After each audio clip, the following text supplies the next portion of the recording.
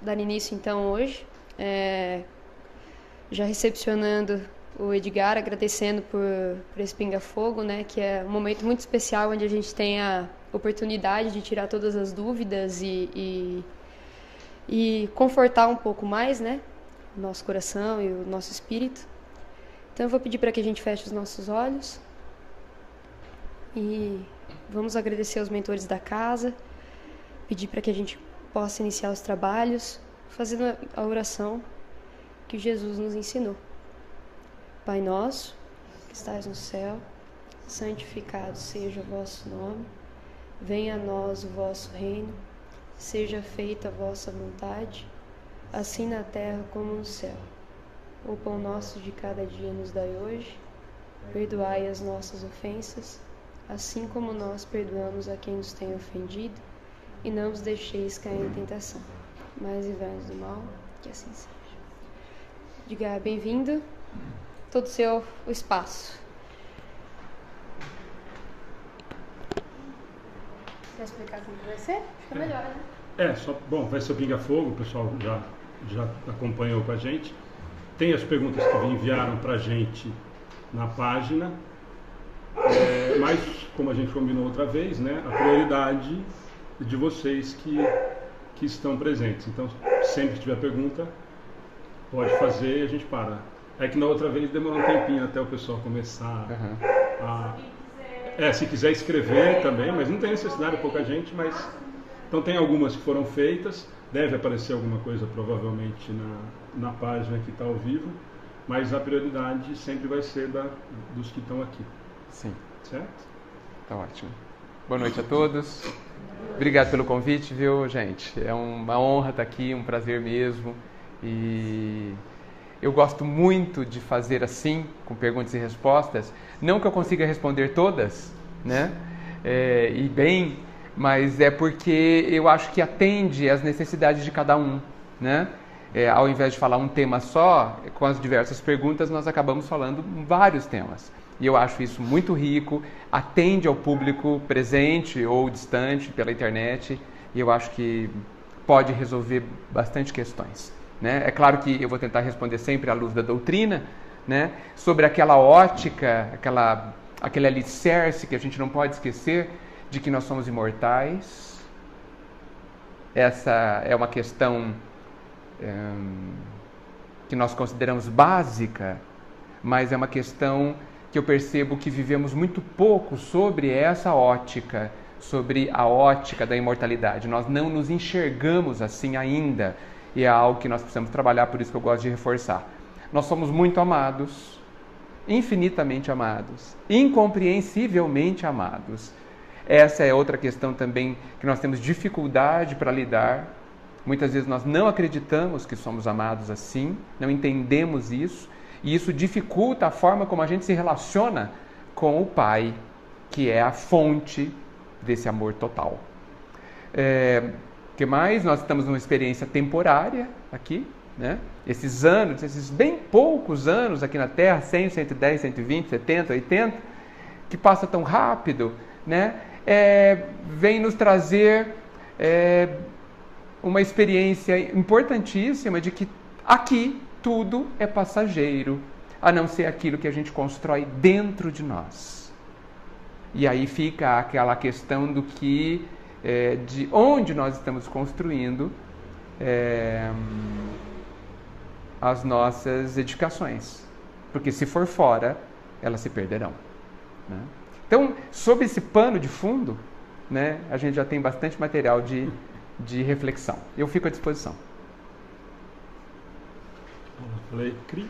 Eu tenho uma. Muito bem. A gente sempre fala, né, de evitar comer carne, né, por uma questão de que os animais são os nossos irmãos, enfim. E no caso da ciência, fazer teste em animais para uma evolução, né, de repente de alguma doença, né, de algum teste. Como que funciona essa logística, assim? Como que os espíritos entendem isso? Muito bem. Bem, então, antes de regras, vamos buscar os conceitos. Eu acho que eles conseguem nos aliviar das angústias e nos orientar. Sim, então os animais são seres em evolução, né? Em algum momento eles chegarão ao reino hominal, que é o nosso reino. Em algum momento eles conseguirão pensar continuamente e ter consciência. Nós não podemos esquecer que animais não têm consciência nem de si mesmos. Eles não sabem que eles existem. Por isso que eles mordem mal. Né? Por isso que eles brigam com o espelho. Né? Eles não têm consciência que existem. Muito bem. Mas eles esperam o nosso respeito e o nosso cuidado para ajudá-los nesse processo de educação. Então, se você tem um animal e você o irrita profundamente, então talvez você esteja contribuindo para que o lado mais agressivo dele permaneça à tona e aumente. E isso não parece positivo. Bem, enfim. Então, nós precisamos ter com eles o respeito necessário. Né? Então, na questão da alimentação, nós já sabemos que não é necessário que comamos carne. Tá certo? Então, esse é um ponto. E, se a ciência tiver interesse e boa vontade, ela também perceberá que ela não precisa sacrificar animais para fazer teste dos novos medicamentos e determinadas experiências. Ou pode fazer isso sem dor. Então, é uma questão de interesse. Talvez a ciência não tenha ainda esses mecanismos, mas se ela tiver motivação, ela conseguirá. Então, eu não consigo imaginar que a vida exija que alguém sofra para que algo bom aconteça. Tá certo? Claro que nós temos que ver tudo com muito cuidado, porque os animais, eles, de certa forma, eles estão aí para contribuir conosco também. Por isso que eu coloquei a palavra respeito. E o quanto nós estamos utilizando os animais para aumentar a nossa... simplesmente um conforto, um luxo que pode ser exagerado e desnecessário. Então, o respeito é a palavra que mais me vem à mente quando eu penso nisso, e o quanto a gente está respeitando a condição, inclusive, de inconsciência que eles têm. Né? Então, assim, eu acho que é sobre essa ótica que a gente tem que pensar. Eu faço uma ressalva quanto à questão do hábito de comer carne. Né? Nós temos muitas questões a resolver. Pessoalmente, individualmente, nós temos muitos desafios a resolver. E nós precisamos estabelecer qual é a prioridade de resolução, porque não adianta a gente brigar todas as guerras, porque a gente não consegue, não tem forças, não tem condições. Então, assim, existem questões com prioridade a serem resolvidas, a serem educadas em nós. Resta saber se essa que não comer carne, nós vamos nos autoimpor, ou chegou o momento para a gente fazer isso com tranquilidade. Algumas pessoas têm muita facilidade e que ótimo, né? Mas isso não tira de todos nós a questão de que nós precisamos, antes de tudo, amar o próximo, amar a nós mesmos. Né? Então, essas são questões que me parecem mais importantes do que outras. Então, equilíbrio. Ok? Uma que tem toda hora, diga. Toda hora? Toda semana tem. As cartas consoladoras que todo mundo cobra o tempo todo. Tinha uma pergunta pronta e já tem mais umas 15 querendo. Qual a sua opinião sobre os médiuns que fazem as tais cartas consoladoras? Isso é verdade? Como que eu consigo? Como eu consigo? Essa é a mais difícil, a última parte. Até a segunda e amém, né? O primeiro foi fácil, as primeiras foram fáceis. Bem, o que eu penso? O que eu penso é o que nós devemos pensar sobre todos os médiuns. Que nós possamos ter cada vez mais médiuns de boa vontade, médiuns honestos, e que realmente se disponham a trabalhar no sentido de levar consolo às pessoas através da mensagem, servindo como carteiros, né, daqueles que já foram para o mundo espiritual, para aqueles que estão aqui trazendo consolo. Eu acho excelente. Né? Então, agora, a análise de cada um dos médiuns, a recomendação de Kardec permanece aí inabalável. Né? Nós temos que sempre verificar os frutos para conhecer a árvore. Né? Você pode, talvez a pergunta tenha a questão de que se há charlatões, se há alguns que estejam fingindo. Pode haver, sempre ouve, né? E nós temos que analisar, né? Temos que sempre tomar cuidado, mas nos aproximarmos dessas fontes de consolo de coração aberto, mas atentos, conscientes, verificando se as mensagens que a gente recebe fazem sentido. E por que não? Possivelmente a maioria são realmente bastante verdadeiras. Como conseguir uma? Bem, nós já sabemos que o telefone toca de lá para cá, tá? Não existe um número para a gente ligar para o outro lado, né? A gente não pode esquecer que essas experiências, as experiências da perda de entes queridos, é um exercício onde todos os envolvidos passam por eles para aprender alguma coisa. A grande questão é, como é o sentimento que eu sinto? Como é essa falta que eu sinto? Como é essa saudade que eu sinto? O quanto ela tem de apego? O quanto eu estou de fato preocupado com o bem-estar de quem foi? Ou eu estou mais preocupado comigo? Né? Por que eu falo isso? Porque nós sentimos uma dor na ausência de alguém. Não precisa nem desencarnar. Muitas vezes basta o filho mudar de cidade para estudar, ou mudar de país ou de estado, nós já sentimos uma saudade. Né? Como é essa saudade? Por que a gente não pensa nas situações quando o filho ou alguém, um ente querido, sai de casa e muda de cidade ou de estado? Por que a gente não reflete sobre como é o nosso sentimento? Porque é uma oportunidade importante para a gente se conhecer. O meu sentimento é uma preocupação, na maior parte, pela pessoa que está longe, pelas dificuldades que vai sentir, ou é mais uma carência que eu sinto, né, de uma dependência que eu criei deste relacionamento afetivo? Né? Toda dependência pode ser problemática, né? Porque ninguém é nosso, ninguém é de ninguém. Né? As pessoas, o amor é sempre e cada vez mais há de ser uma vontade que a gente tem de que o outro esteja bem, em qualquer lugar do mundo, ao nosso ou não, ao nosso lado ou não. Né? Então, essa experiência é uma experiência onde a gente tem a oportunidade de se conhecer. Então, assim, não há meios de oferecermos garantia de que vai receber. A busca é válida? A busca é válida. Agora, não vamos esquecer que se nós pensarmos com serenidade, com intensidade, com constância, nós muitas vezes nos encontraremos com as pessoas que se foram no sonho.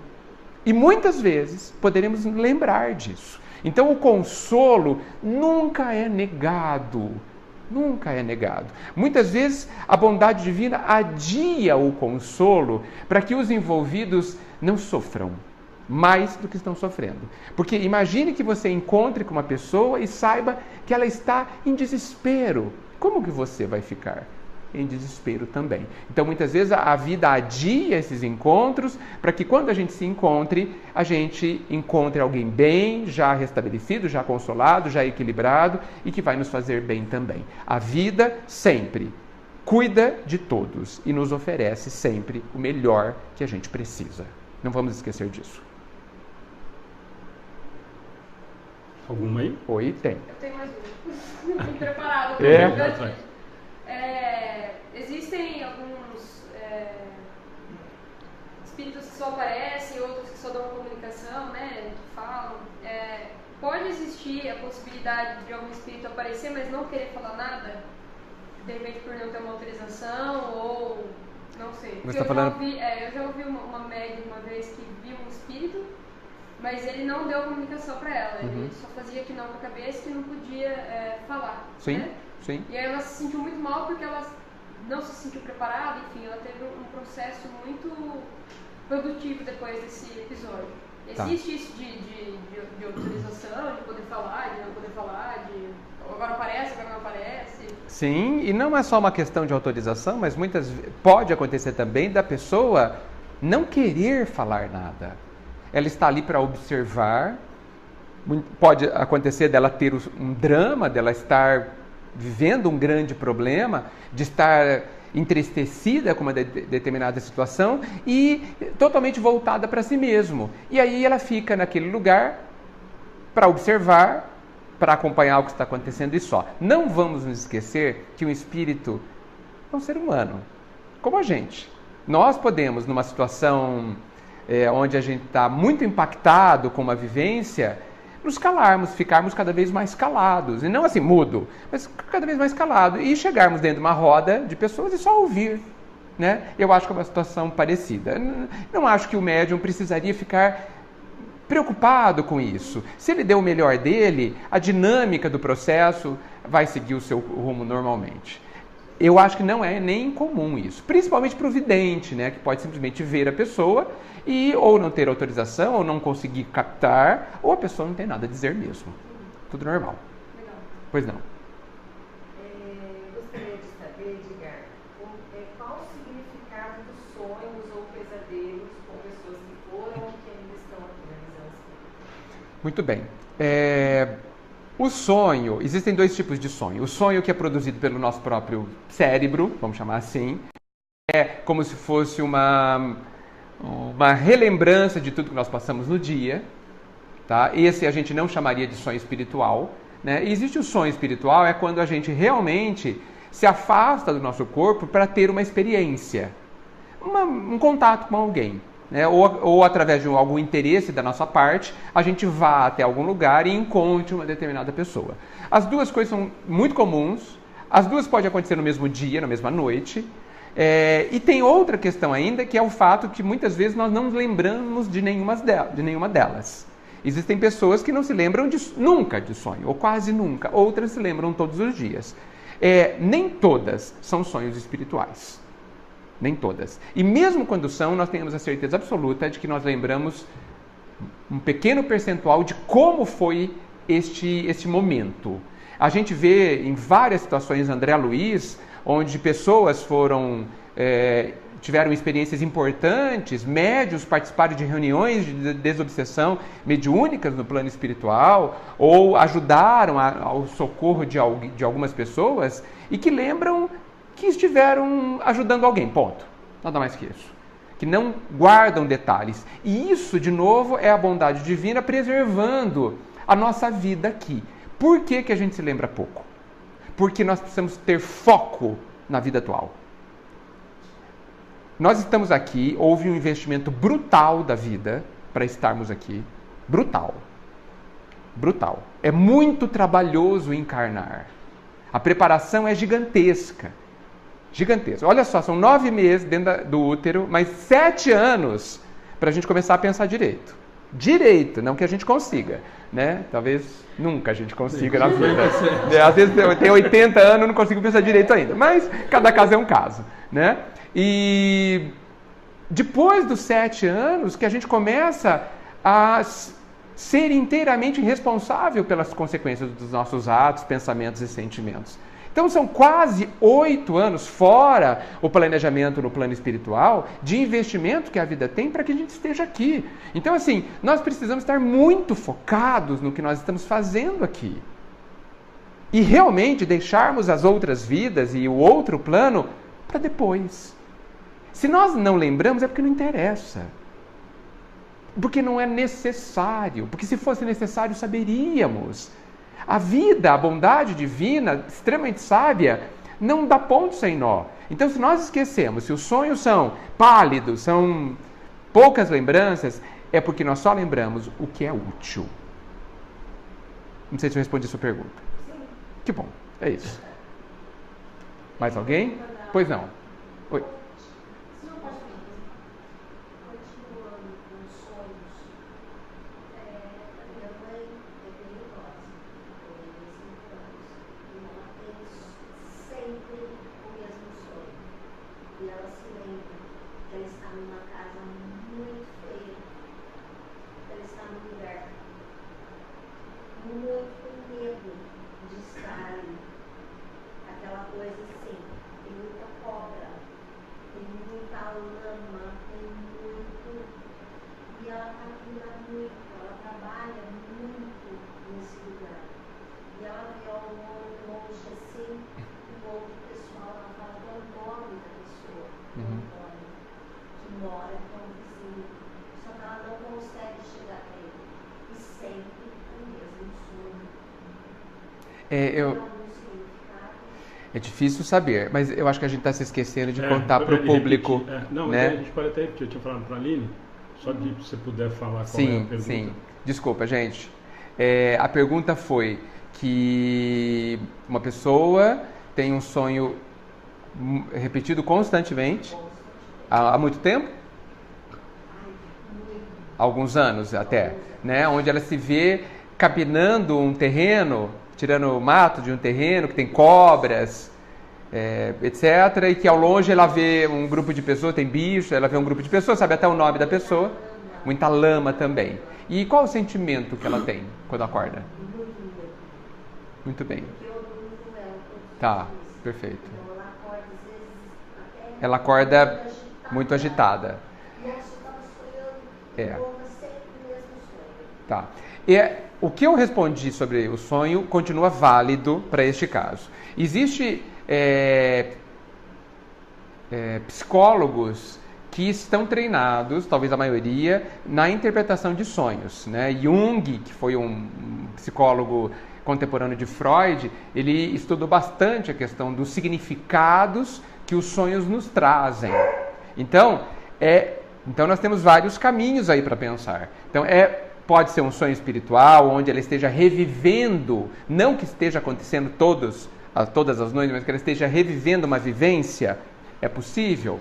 Pode ser a forma como o inconsciente dela interpretou uma determinada situação que talvez tenha lhe sido traumática e essa história tem a sua simbologia que talvez possa ou precise ser interpretada para ajudá-la a superar esse trauma, também é uma possibilidade. Então, talvez, comentando com alguma psicóloga sobre isso, ela possa dar alguns indícios do que seja. O fato de ser repetido, aos meus olhos, indica que talvez mereça uma atenção. Porque assim, por que se repete? Né? Quando nós temos pensamentos repetidos, é porque nós estamos encalhados ali, né? A gente está fixados ali. Pode ser um indício. Eu não ficaria preocupado, mas eu ficaria atento a isso e investigaria com muita serenidade. E também oraria para que a bondade divina me intuísse, ou a ela, ou a você, que é filha, para saber que rumo tomar sobre isso. Com muita serenidade, com muita certeza de que não há desamparo nessa vida. Ok?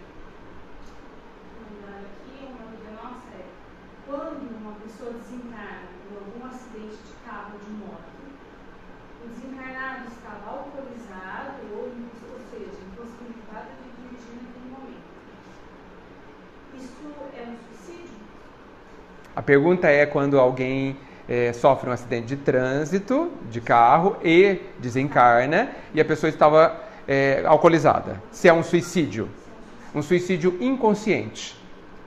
Não é porque a pessoa não tinha intenção de se suicidar, mas foi imprevidente. Tá certo? Ela não se cuidou. Mais ou menos no caso do André Luiz, né, que a gente vê no livro Nosso Lar. Tá? Veja, apesar da palavra suicídio, no caso, ter seu estigma e a sua gravidade, é completamente diferente de um suicídio onde você deseja cometê-lo. É diferente o suicida inconsciente do suicida bem consciente, onde friamente planejou aquele ato. O nível de consequência é completamente diferente de um caso para outro. Talvez, se a gente for no extremo do uso deste conceito, que é suicida inconsciente, talvez todos nós sejamos. Talvez todos nós, em graus muito diferentes, sejamos suicidas inconscientes. Né? Por quê? Porque talvez a gente não saiba se cuidar tanto a ponto de nunca desgastar desnecessariamente o nosso físico. Né? Então, até o se autocuidar está sendo para nós ainda um aprendizado. Agora, principalmente em situações como essa, em outras de risco, onde a gente deseja viver, por exemplo, a própria consciência será sempre o único juiz que vai determinar o quanto nós somos responsáveis pelas situações. Independente de qualquer forma do que aconteceu, o carinho, nunca o julgamento, a boa lembrança a essa pessoa que prossegue a sua vida, que continua sendo amada, continua imortal e continua no processo de aprendizado. E se esse momento foi bastante impactante para ela, em termos de ser bastante doloroso, é um momento de muito aprendizado para a pessoa, que certamente sairá mais fortalecida dessa situação e mais consciente, com certeza. Sempre pensamento positivo. Ok? Todas essas perguntas? Não vai dar, né? Não, mas eu vou aproveitar uma aqui, Vamos que são lá. 3 parecidas. Vamos lá. Aproveitando que é Dia dos Namorados, Ok. o que você poderia nos dizer sobre almas gêmeas? Elas existem? Outras almas gêmeas existem? É a mesma? Penso que não. Tá? Existe uma pergunta no livro O Consolador, que foi feita a Emmanuel sobre isso, e ele comenta que nós fomos feitos inteiros. Inteiros. Não há tampa da panela. A nossa panela tem tampa. Ok? Já temos tudo que a gente precisa. Nós somos inteiros, nós não nascemos, né, faltando uma parte. Né? O que falta é a gente se autodesenvolver à plenitude. Esse é o nosso objetivo de vida eterna. Né? Então, penso que não, né? Mas eu recomendo a leitura desse item, é um item específico, porque Emmanuel com certeza fala melhor do que eu sobre esse assunto, mas a minha interpretação, inclusive do que Emmanuel disse, é que não há alma gêmea, principalmente no sentido que a gente entende. Agora, é evidente que nós temos muitas possibilidades nesse mundo gigante, nesse universo, de termos pessoas onde nós temos muito mais afinidade do que outras. Onde nós temos uma afinidade fortíssima até. Onde nós queremos estar muito tempo junto. Mas não, assim, eu falo dessa forma, mas sem me referir de forma nenhuma à questão da paixão, a questão daquele apego que a gente cria com as pessoas e que a gente não quer sair de perto, né? Lembrando que conforme a gente vai evoluindo e aprendendo a ter sentimentos mais equilibrados, nós estaremos perto das pessoas mesmo que fisicamente distantes. Nós aprenderemos, e isso será uma coisa concreta e não só imaginativa, de que aquela pessoa que a gente ama nunca está separada de nós. Que nós perceberemos, inclusive, o que está acontecendo com ela. A gente vê isso em Gêmeos, né? A pessoa está distante e um percebe que houve uma variação, algum problema com a outra pessoa, né? Com Gêmeos, né? Imagina com pessoas onde você está conscientemente, fortemente ligado, e ligado por sentimentos mais elevados, inclusive, do que a gente costuma ter hoje, né? Isso eu entendo que sim. E a existência desse tipo de situação, para mim, não existir almas gêmeas, tá? Ok? Tem 2 parecidas também. Já nascemos com um caminho pré-determinado na vida? E a outra, que eu acho que dá para encaixar, é temos mesmo um destino traçado, ou nós quem fazemos o nosso destino através de escolhas? Muito bem. A doutrina espírita fala bastante sobre isso. Quando nós encarnamos, nós temos um planejamento. Os grandes eventos do nosso caminho encarnado estão previstos. E nós temos a liberdade de mudá-los. Tá certo? Então, não existe nada fortemente determinado. Previsto, programado, não quer dizer que obrigatoriamente irá acontecer. Digamos que esteja previsto que eu desencarne aos 80. Mas se eu abusar, eu desencarnarei antes. Tá certo? Meu corpo não vai aguentar chegar aos 80. Se eu não me cuidar, se eu não for ao médico, se eu não me alimentar bem, enfim, fazer tudo que a gente sabe que tem que fazer, talvez eu não chegue aos 80. E ninguém vai poder dizer que estava previsto que eu desencarnasse aos 70. Não, estava previsto que eu desencarnasse aos 80. Tá? Mas eu, livre, tomei decisões que mudaram essa programação. Né?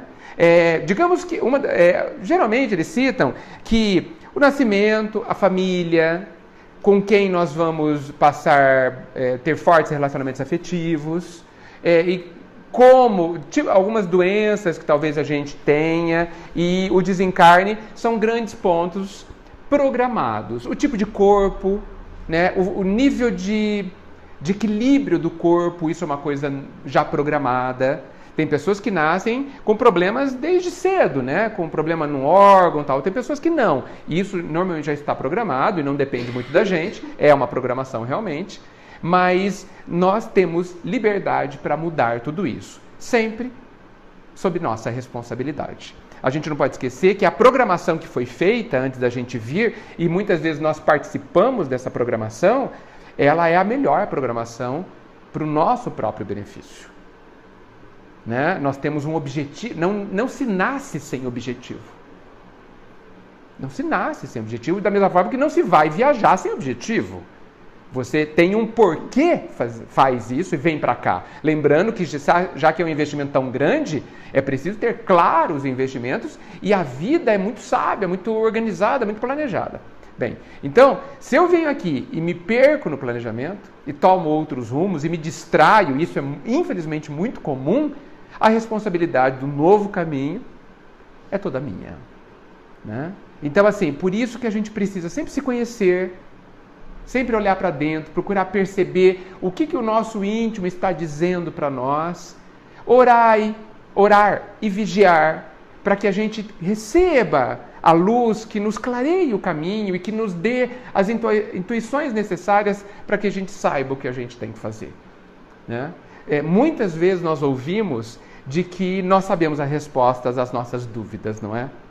E geralmente diante disso as pessoas falam, mas eu não ouço a resposta. Né? Não consigo perceber a resposta que está dentro de mim. Sim, e a gente não percebe as respostas porque a gente está desacostumado a se ouvir. E na hora que a gente precisa, não ouve. O ouvido não está preparado para isso. Ok? Tudo bem? Sempre ouço falar que estamos vivendo em um mundo de provas e expiações. Qual a diferença entre prova e expiação? Puxa, boa pergunta essa, vou ver se eu me lembro, hein? Bem, ok. Na escola, você estuda um tanto e depois faz uma prova. O que é a prova? É apenas para verificar se você aprendeu. Só isso. A expiação é diferente.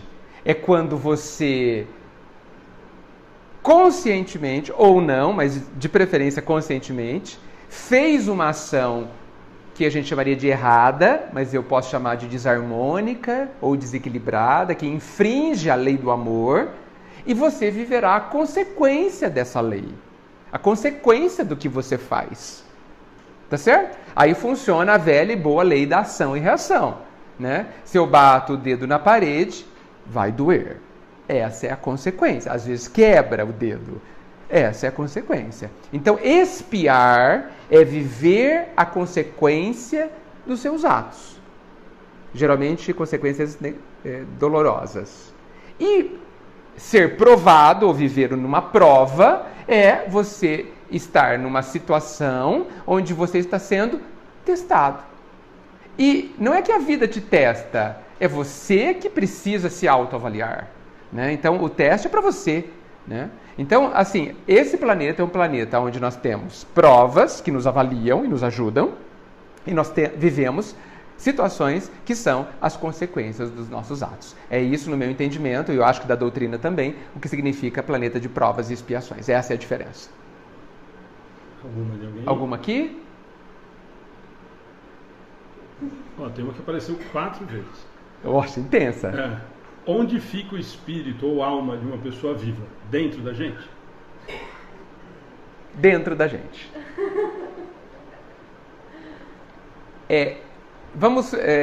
Eu acho que tem um jeito certo de falar isso. É assim. Não existe o meu espírito. Sou eu. Ok? Eu sou o meu espírito. Eu sou eu. Então não tem o meu espírito como se tem o meu braço. Tá certo? Não tem eu e o meu espírito. Então, eu sou o meu espírito. Eu sou o espírito. Vocês só são espíritos revestidos de uma roupa de carne. Então, essa é a forma correta de se ver.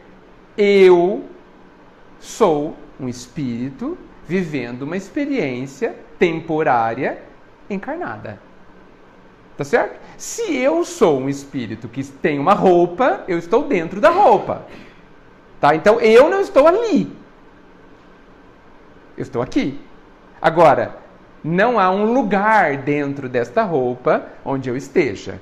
Tá certo? Até porque nós entramos numa questão, exatamente não se sabe, o espírito não tem talvez uma delimitação, né?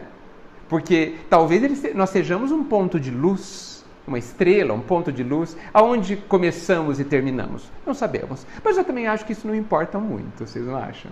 Né? Então, nós vivemos dentro dessa roupa de carne. Usando isso daqui. Né? Exatamente. Mais alguma aí? E essa foi 4 vezes? 4. Que interessante. 4 que eu vi, né? Que Sim. não dá para acompanhar tudo aí. Sim. Falando essa pergunta, Pois não. voltando do sonho. Ok? Quando a gente sonha, a gente sai dessa roupa? Quando o sonho espiritual... Não, nem vou falar sonho espiritual. Nós podemos sair e não lembrar. E aí não tem sonho. Tá? Então a sua pergunta, na verdade, está se referindo ao seguinte: nós, espíritos encarnados, temos a liberdade, enquanto dormimos, de deixar o nosso corpo descansando, porque ele precisa, e sairmos e podemos ir para onde quisermos. Não podemos ir para lugares muito elevados, porque a gente nem consegue. Tá certo? Não dá, a gente não consegue voar tão alto. Né? A gente não tem asa para isso. Né? Mas nós podemos encontrar com pessoas, podemos fazer coisas e fazemos, e encontramos pessoas. Gente, aonde está o nosso coração, o nosso tesouro? Onde está o nosso coração? É isso que está no Evangelho.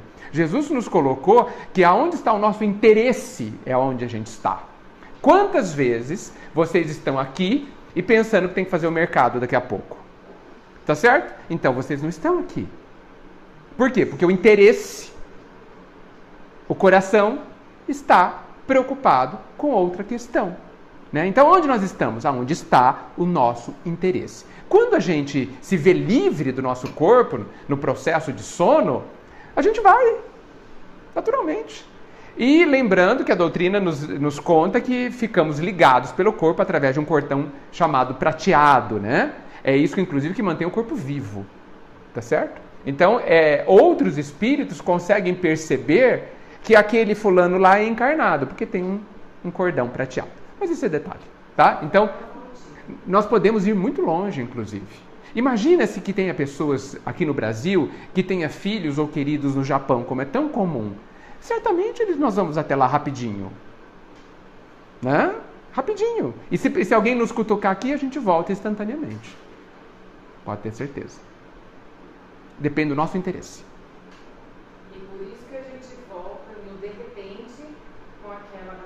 Muitas vezes sim, a gente se assusta. Transpirando, às vezes. Nem sempre é porque mexeram com a gente aqui no corpo, né? Muitas vezes é porque, veja, a gente não pode esquecer que a gente se encontra com pessoas lá. Nem sempre são pessoas que gostam da gente, né?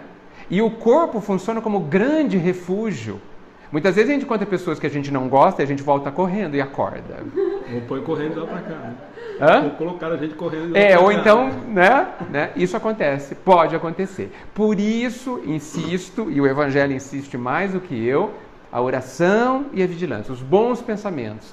Para que quando a gente estiver liberto do corpo, nós estejamos envolvidos com o resultado dos nossos bons pensamentos. Porque a plantação também é pelo pensamento. Começa pelo pensamento. O que nós estamos plantando? O que pensamos, o que falamos e o que agimos. Né? A primeira grande plantação, tudo começa no pensamento. Então, como são os nossos pensamentos? Né? Que tipo de energia nós estamos produzindo e jogando para o mundo? Né? E eu falo isso para que a gente não tenha o que temer. Não tem o que temer, principalmente no sonho.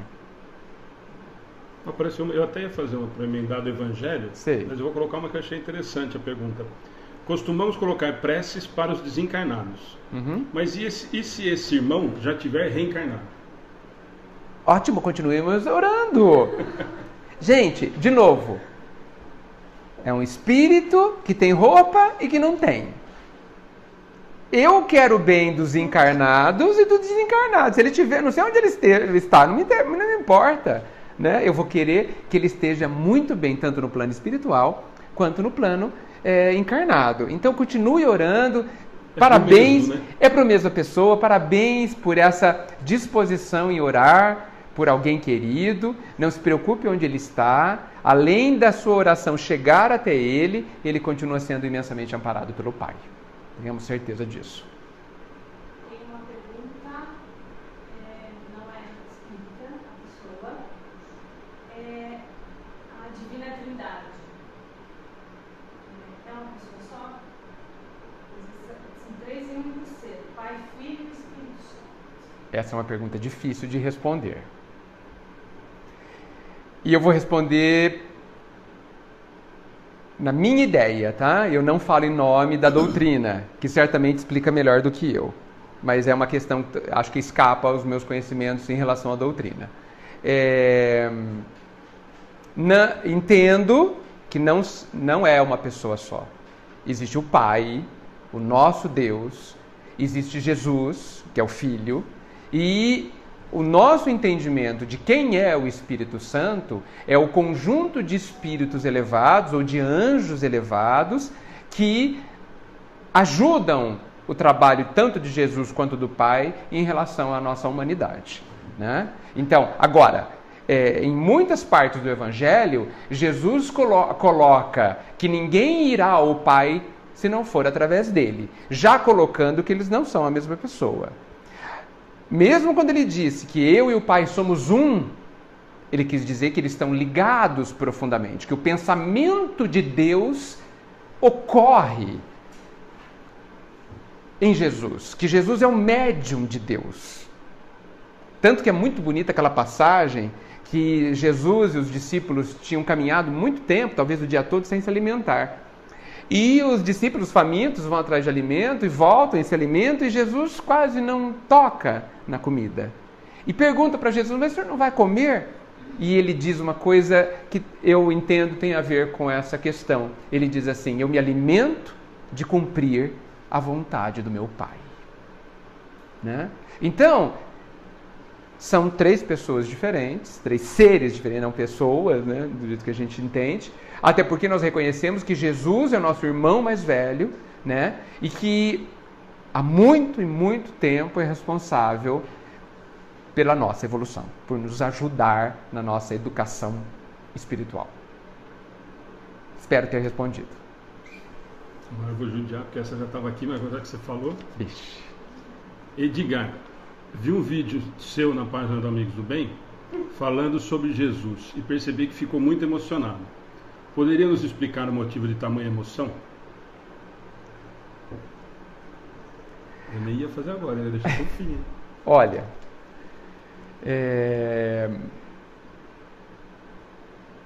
realmente aquele instante foi um instante que me surpreendeu também, porque nada foi planejado, a questão é sorteada, o Tato passou para eu responder e tal, e eu fui respondendo e a emoção chegou.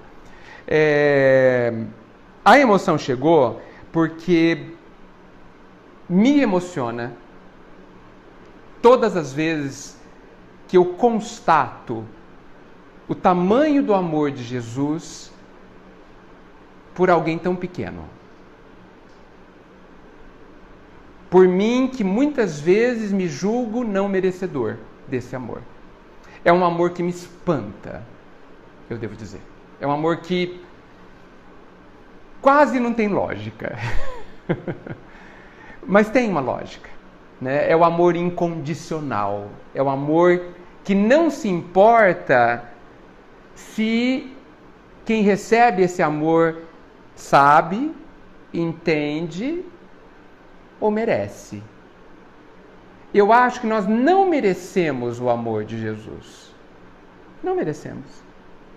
Mas mesmo assim, Ele nos ama. Porque não importa para Ele se merecemos ou não. Isso não é surpreendente? Isso é uma coisa que me emociona, é uma coisa que quando eu estou, geralmente na minha intimidade, nos meus pensamentos, e ali foi surpreendente porque eu estava em público, mas quando eu penso e falo nisso, eu me emociono porque me surpreende Ele me amar e nos amar insistentemente. Insistentemente, através dos séculos. Acreditando em nós. Confiando que dessa pedra sairá água. E água pura. Na verdade, Ele não confia, Ele tem certeza de que todo o amor dEle por cada um de nós, e ninguém é esquecido, ninguém, dará o resultado que Ele espera, que é nós conquistarmos um dia a nossa felicidade. Isso, muitas vezes, me emociona demais. É por isso. Mais alguma daí? Em que Kardec se baseou para escrever o Evangelho segundo o Espiritismo? Nossa, não sei. Boa pergunta, vou estudar o assunto. Não sei. Olha, nós sabemos que o Livro dos Espíritos é a pedra angular de toda a doutrina espírita. Doutrina é conjunto de ideias, né?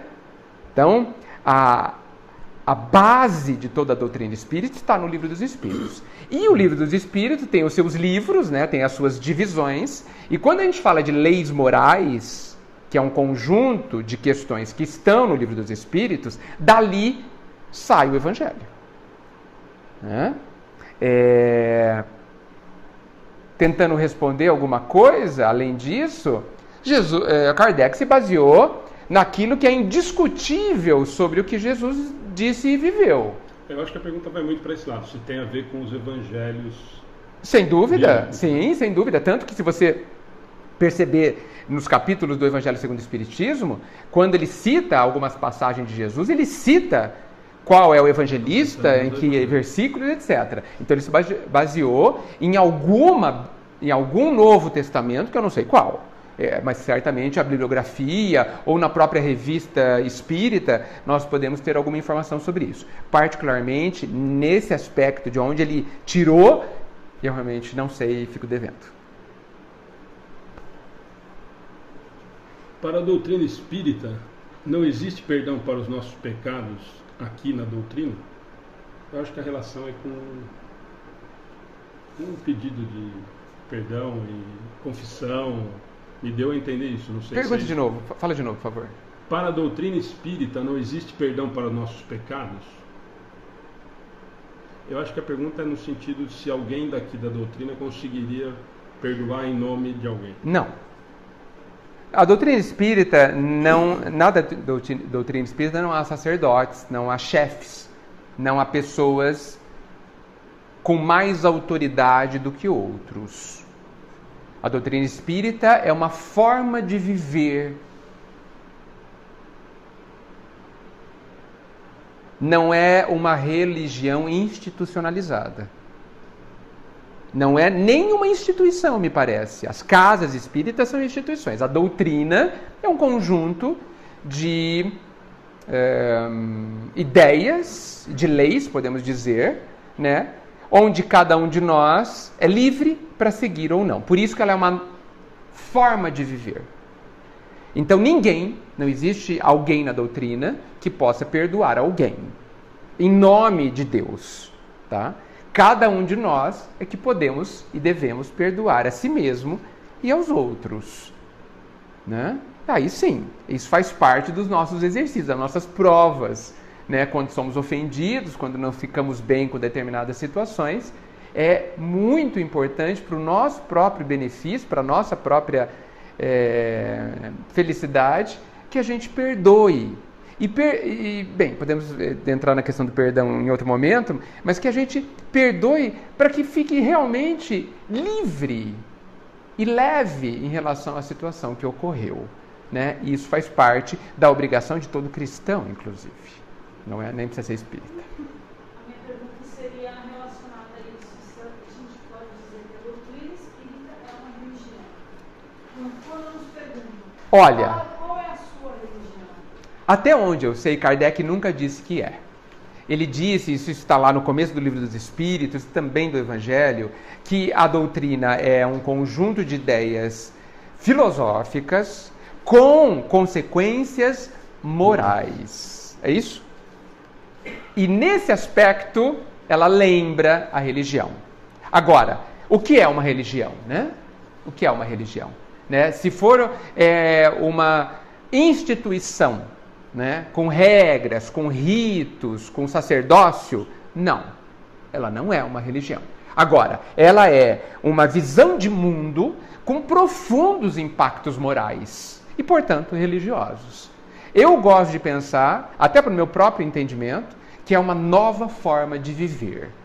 Uma nova forma de viver externamente e que, para que essa nova forma seja uma forma de viver externa honestamente vivida, é preciso que haja uma transformação interna, que é onde acontecem as coisas mais importantes da nossa vida. A gente pensa que as coisas mais importantes da vida acontecem do lado de fora de nós, e não é verdade. Porque tudo do lado de fora de nós vai se modificar. Mas dentro de cada um de nós, as coisas são permanentes. As coisas elevadas e harmônicas são permanentes. Aquilo que a gente se educa é assimilado por nós e começa a fazer parte do nosso patrimônio. Então, religião, da forma como a gente, como instituição, não. Religião, onde a gente se lembra do significado dessa palavra, que significa religar, né? Religar, sim. Né? Nesse aspecto, a doutrina é um meio de nos religarmos ao Pai. É um caminho de volta a este nosso Criador, através do quanto aprendemos as lições que o Cristo nos coloca. Porque Ele, não vamos esquecer, é o caminho. Ok? Vou fazer essa aqui, aí para a gente encerrar, e você pode usar o espaço para terminar da maneira que você achar melhor. Mas é interessante, essa última eu deixei, tinha mais uma penca, né? Você viu? Como saber se estamos no caminho certo? Se o Espiritismo é mesmo o nosso lugar? Deve ser alguém que está chegando agora. Se estamos no caminho. Como saber se estamos no caminho certo? Caminho certo. E aí são duas perguntas de uma só, né? Sim. Gente, só tem um jeito de saber se nós estamos no caminho certo. Caminho certo não é... Aí eu não estou falando de espiritismo. Caminho certo é se eu estou vivendo da melhor forma que eu poderia viver. A única forma de sabermos é a gente olhar para dentro e perceber se a gente tem paz. Se a gente tem pelo menos alguma paz. 100% é difícil, né? Mas a sua consciência profunda, ela concorda com a vida que você tem? Com a forma como você pensa? Com a forma como você sente? Com o esforço que você faz para viver? Ela concorda? Porque a gente precisa entender que, é claro que a gente olha para a gente, tem tudo a fazer. Nós somos uma casa que precisa levantar, fazer o piso, levantar as paredes, tem tudo para fazer. Tá certo? Então, sobre esse aspecto, ninguém vai falar, não estou vivendo bem porque tem tudo para fazer. Não. É assim, você está construindo uma casa nos alicerces corretos, da forma correta? O seu caminho é na direção dessa luz, desse pleno desenvolvimento? Você está aproveitando quanto você pode das experiências que você tem? Você está se esforçando para aproveitar? Se sim, eu tenho certeza que nós já vamos viver algum tipo de paz no coração. A nossa consciência, e nós somos capazes de ouvir essa resposta, ela nos dará alguma alforria, alguma sensação de que está tudo ok. Então, esse é o grande indício. E veja, essa é uma questão que a gente precisa observar o tempo todo. Porque talvez até agora eu esteja vivendo em paz, mas daqui a pouco não esteja mais. Por quê? Porque nós vivemos diversas experiências e podemos hoje estarmos num caminho bom e amanhã não estar. Tá? Então é uma coisa que a gente tem que sempre estar atento. Bem, a outra pergunta é se o espiritismo é o lugar da pessoa. Deixa eu confirmar. Se o espiritismo é mesmo o nosso lugar. O nosso lugar. Já colocou todo mundo no capô. Olha, não. O espiritismo não é um lugar para todo mundo. O catolicismo não é um lugar para todo mundo. As religiões evangélicas também não é um lugar para todo mundo. Elas existem, as religiões institucionalizadas, o budismo, as linhas filosóficas e religiosas existem para atender a diversidade de pensamentos de todos nós.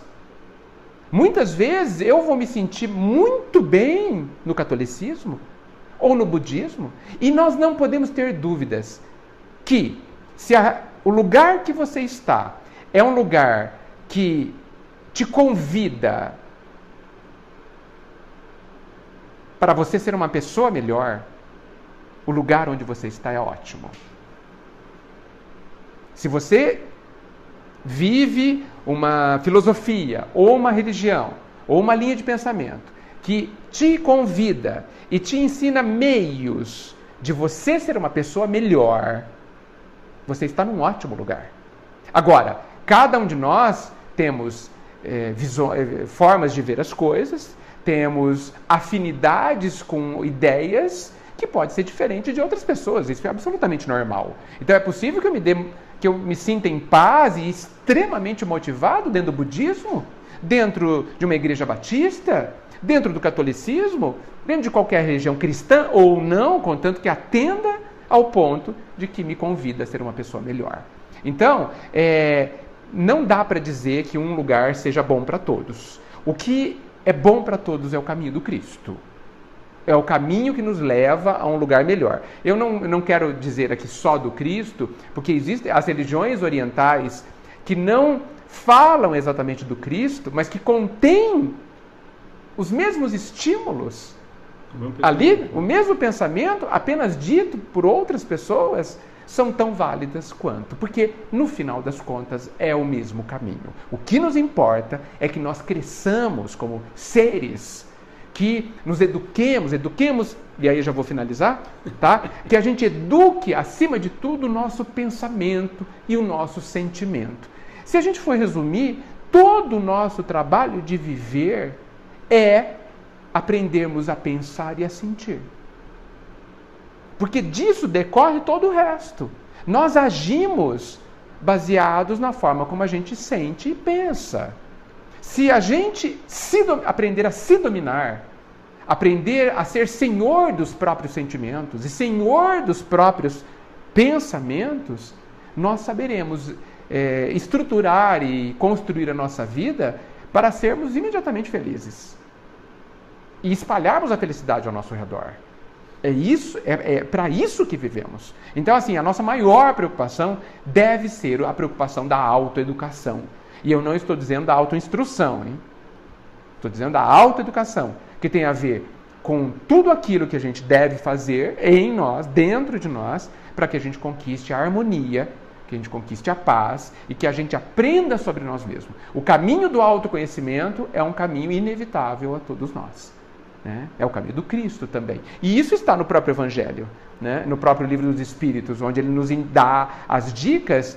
Na pergunta 619, se não me engano, conheces-te a ti mesmo? Ele já diz que é o caminho, lembrando Sócrates 500 anos antes de Jesus. Né? Então, eu gostaria de finalizar convidando todos nós para que a gente se preocupe com aquilo que é importante. Apesar dos estímulos violentos e intensos do mundo que quer nos distrair de todas as formas, né? Hoje nós temos uma quantidade de informações brutal, nós temos uma quantidade de coisas a fazer gigantesca. boa parte da população mundial tem condições financeiras de se distraírem muito mais do que antes, muito mais do que há 200 anos atrás, né? E apesar disso ser positivo no sentido de que nós temos mais conforto, isso também pode ser perigoso no sentido de que isso pode nos distrair dos nossos verdadeiros caminhos. Porque eu pergunto, haverá um caminho melhor do que aquele que nos traga paz interior? Existirá alguma coisa mais importante? Nós que muitas vezes brigamos tanto para termos nossos desejos satisfeitos, quando todos os nossos desejos satisfeitos são satisfeitos, a gente fica bem? Se não, eu penso que talvez a gente não deva procurar satisfazer outros, porque nós vamos ter o mesmo resultado. Agora, me parece muito válido que a gente procure saber quais são as nossas verdadeiras e reais necessidades íntimas, que, se atendidas, vão nos trazer paz, vão nos trazer serenidade ao coração, vão nos trazer saúde, não só física, mas também íntima. A grande pergunta que fica é como é que nós estamos gastando a nossa vida? Nós estamos gastando para que fiquemos bem agora e cada vez mais no futuro? Ou estamos gastando simplesmente de uma forma inconsciente para satisfazermos as nossas carências, os nossos desejos, tantas vezes infantis, imaturos e sem nenhum tipo de reflexão? A vida é muito séria, apesar de poder ser muito alegre também. Ela é séria no sentido de ser importante, ela é grave, ela é importante, né? A vida é muito preciosa e a gente precisa saber o que a gente está fazendo com ela, né? Porque nós sabemos que tudo tem as suas consequências. E não precisamos ir muito longe. Se eu, quando criança, resolvi não estudar e brincar, hoje eu passo necessidades. Hoje eu tenho dificuldades para me manter e para construir alguma coisa, como consequência do que não fiz ontem. Da mesma forma, o meu futuro. O que eu estou fazendo hoje? Porque eu já sei como é o meu futuro. Nós já sabemos, podemos saber como será o nosso futuro. Basta saber aonde você está investindo a sua vida, o seu tempo, a sua energia, o seu coração, o seu pensamento, hoje. E você saberá como será o seu futuro. O futuro não é uma incógnita, não é imprevisível, ele é bastante previsível. Basta a gente saber e analisar o que a gente faz hoje. Que todos nós sintamos a presença dessa luz divina, dessa luz do Pai, nos amando profundamente. E se muitas vezes essa bondade divina nos dá situações dolorosas, só há uma razão. É porque nós fomos muito duros, muito rebeldes e nos revoltamos contra todos os convites serenos que tivemos e não sobrou outra opção à bondade divina, a não ser nos colocar em situações que nos despertem o coração e a mente para aquilo que é importante para nós mesmos. O que nós podemos ter certeza, para finalizar, é o seguinte: a vida não vai nos deixar em paz. Ela vai nos importunar até a gente entrar no caminho que nos leve à felicidade e nos mantenhamos nele. A vida não vai deixar ninguém em paz, porque Jesus prometeu ao Pai que das ovelhas que ele recebeu, nenhuma vai ficar para trás. E se nós quisermos ficar para trás, ele virá nos buscar. Com carinho, no início. Mas se formos cegos e surdos a ele, com bastante intensidade. A escolha é nossa. Vamos fazer uma boa escolha? Gente, muito obrigado. Espero ter correspondido. As perguntas foram difíceis, né? Devo admitir. Preciso estudar mais, né? Mas espero que tenha gerado estímulo para que todos nós busquemos os livros que ensinam muito mais do que a gente, com certeza. Muito obrigado.